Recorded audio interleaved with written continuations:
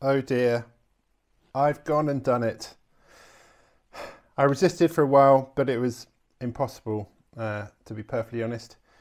The Polyend play is far too irresistible a machine to not indulge in. And I have to say, it's absolutely phenomenal.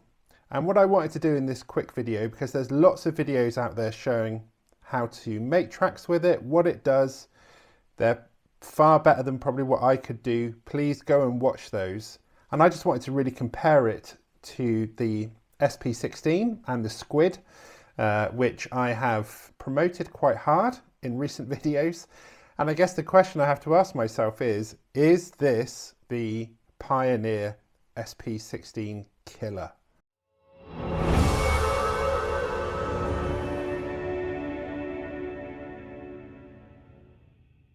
So first of all, the obvious, let's look at the size and the weight.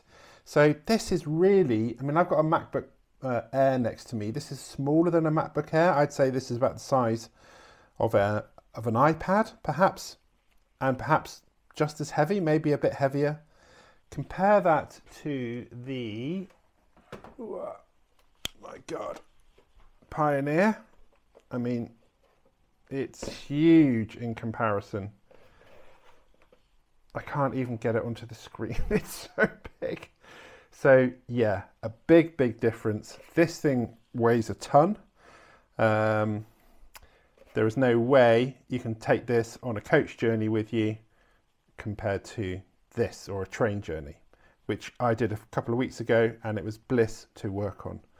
In terms of functionality, I mean, you do have the touch screen here, so you perhaps have a bit more information. And you do have 16 tracks combined of either MIDI or audio, whereas this is either 8 tracks MIDI or 8 tracks and 8 tracks audio, I should say, giving you 16 tracks. You obviously don't have the Dave Smith filter, but do you know what? Apart from that, I really am not missing very much at all. The biggest change for me, or the biggest difference for me, is polyrhythms, which this does not have, and it's a crying shame it doesn't have polyrhythms, and it never will. And the effects on here are just phenomenal compared to the pretty shit effects on here, to be perfectly honest. You do have chance and randomization, a degree of parameter locking on the SP-16, but you get so much more on here. And considering that you can probably pick one of these up for 550, 600 quid, compared to the SP-16, probably more than that, 650, 700, and knowing that it will probably never get updated, you can see why the play is a lot more appealing. When you compare it to the Squid, which is smaller in size and a lot lighter, this is obviously just a MIDI sequencer that was designed to work in tandem with the SP-16. And I have had great fun with this. You get a lot of nice features like the running directions.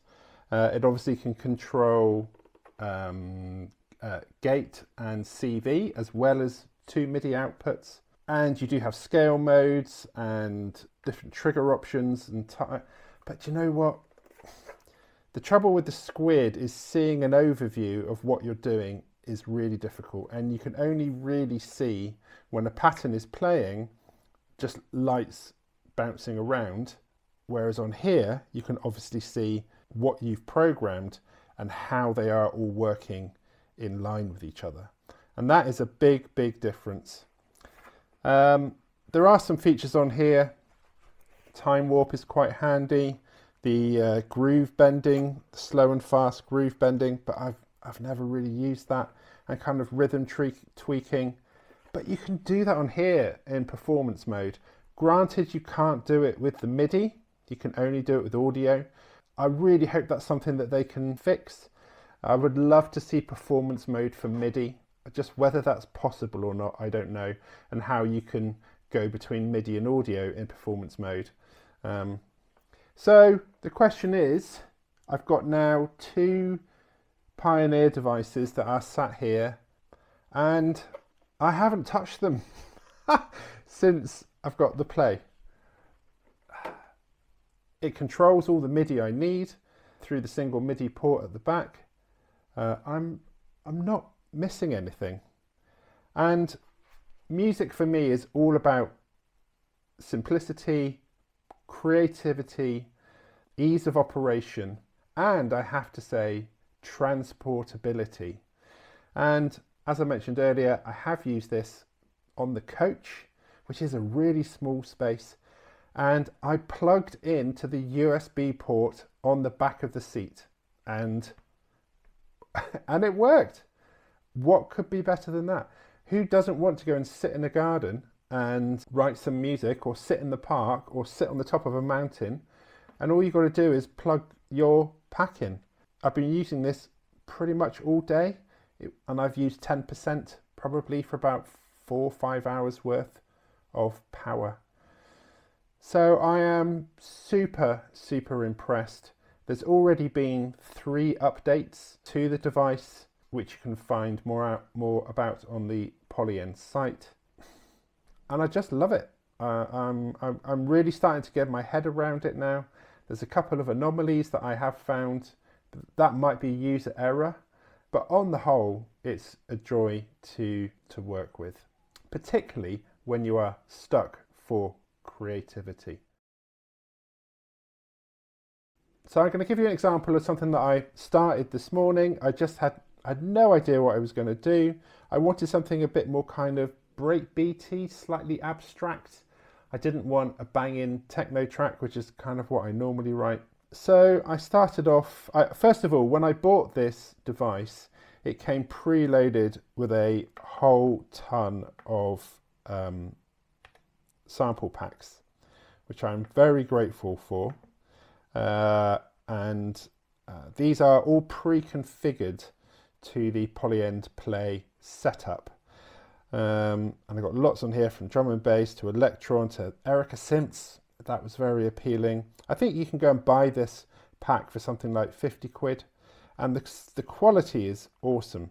And of course you can put your own packs together, and you can go and browse packs and load in individual samples. But I fancied to have a play with the Electron Syntact Dreams pack, which is the one I loaded up. Has taken up quite a bit of memory, but that's fine. And working with limitation, I think, is really healthy. Sometimes when you've got so many sounds, you don't know which way to go. Being given a load and saying, this is what you're working with, is a really cool thing. So back to the track itself. We've got 8 tracks of MIDI, 8 tracks of audio. And if you want to work with MIDI, you can. I have started using this already with my beloved Nord Drum 3P. I will do a further video on that, and I have no doubt I will be using this to put together a track purely with the virus as well. The fact that you can manage CC settings to control the virus, I think, will be amazing. So let's see where that goes. I'm just going to solo the different parts, and we'll press play and see what we come up with. So pretty cool kick, and again I used the fill option for that. And I think I chose breakbeat possibly. We then have a snare with an absolute shitload of reverb on it. We're using the transparent hall reverb for this one, without.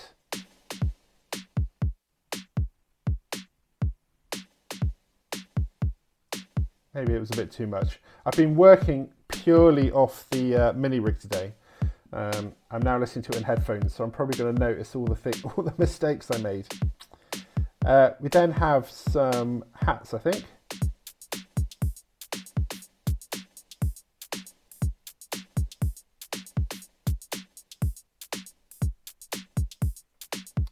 And these hats are, I believe,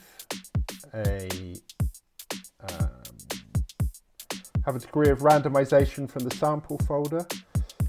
The one thing I've realized watching some videos back, and this was confusing me slightly, is when you want to commit to, for example, loading up the different samples in a folder randomly, when you press save, that kind of writes it to the pattern. And then if you want to do some more, write it to the pattern. If you want to go and change a different function like the octaves or the textures, press save and it writes it to the pattern. So that seems to be a really good way of working, because you can lose what you've done. So we went from what was a pretty standard just single hi-hat hit to something a bit more engaging.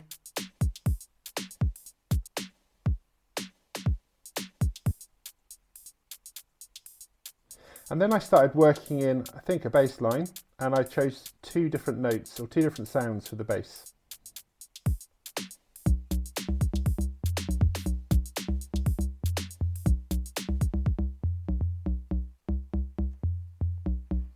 So this one was this tom electro, and then we've got more of a subby tob, and this one has some chants on it, I believe. It might not show it because it's written, and the note is an octave higher as well. So I started to get a nice little groove on.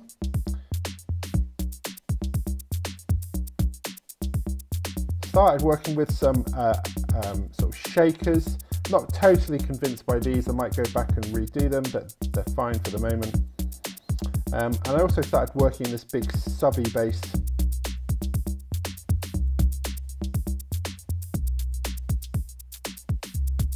The idea to give a kind of variation between the first pattern and the second pattern.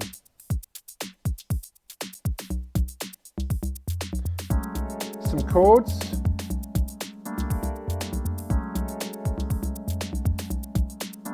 Might bring that down slightly.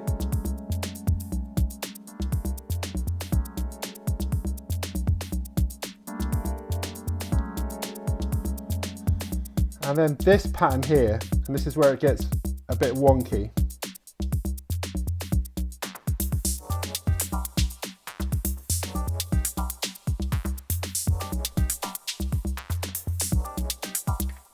So what I did was, and it feels like cheating, but it's not, is I just literally drew in a load of notes and I went randomize samples, not in the folder, but in the pool.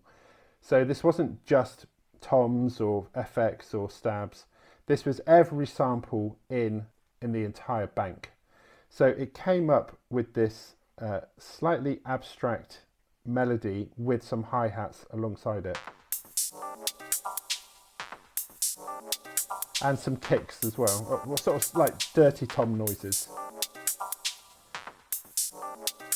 So what I actually did then was I started to look at some variations, and I copied the variation. Now the way you copy the variation is you hold it down and then you press the next one and it pastes it over. This took me a little while to work out.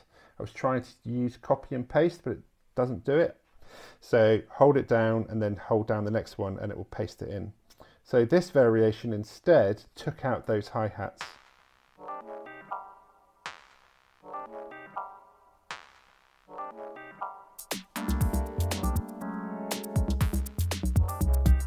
It's probably a bit cleaner for it.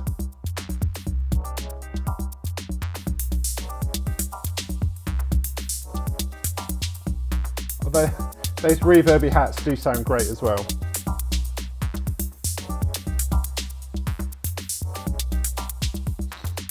And I also broke up the hi-hats a bit more.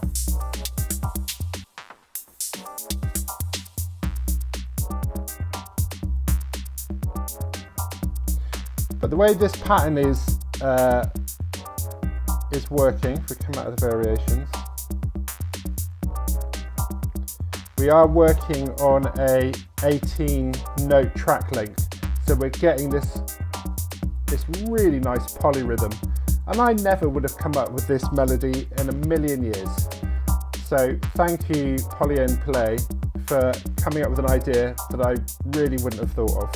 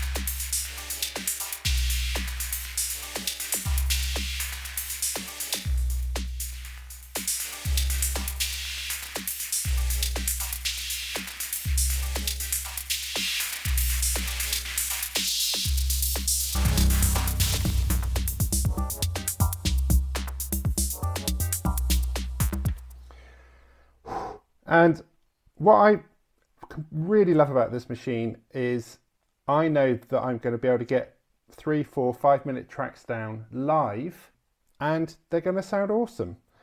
I do think there is a bit of a challenge remembering everything that this does. I'd love to see, perhaps in perform mode, this screen give a brief overview of what this layout of buttons does. I know, like, it's low pass, high pass. I can't remember that one. Maybe bit crushing. Yes. And I know it will tell you at the top just an indication of rough idea of what each bit does would be phenomenal. The next step for me is really getting into patterns and coming up with an actual song structure, and to get you out of that 4-bar loop. But I think using the muting and the solo, of course, you can do that too if you are recording it out live. And of course, don't forget, you can also export your individual I didn't realize that, the pattern stems or the chain stems. So if you have built up a full track, then you can do that. But I am guessing that's not going to record any performance options that you do. And it seems like you can't automate those in or hard record them in, as far as I can see. So it's a balance. Are you going to do all of that post-production, or are you going to do a live recording? And perhaps you could record out just individual stems, doing some mangling and all of those different effects, chop it up in your DAW, and then put your track together. So in summary, I am completely in love with this machine. I'm going traveling next week to Portugal for a week. I've got 2 hours on the plane. Assuming this doesn't explode on the plane, which it shouldn't do, I will be there 9:30 writing a sunny house track on my way to 25 degrees in Portugal, and I cannot wait. So if you're sitting on the fence about the Polyend, and if you have got other devices that maybe you're struggling with, you might be sort of hitting your head a bit against a brick wall with possibly some Digitac stuff, or even the Pioneer stuff like I've mentioned. Maybe the machine units are kind of not doing it for you anymore. And maybe you've also got some hardware and you want to start sequencing that in a DAW-less way. This thing is a complete and utter game changer. Thanks for watching. I hope you've enjoyed it. Bye for now.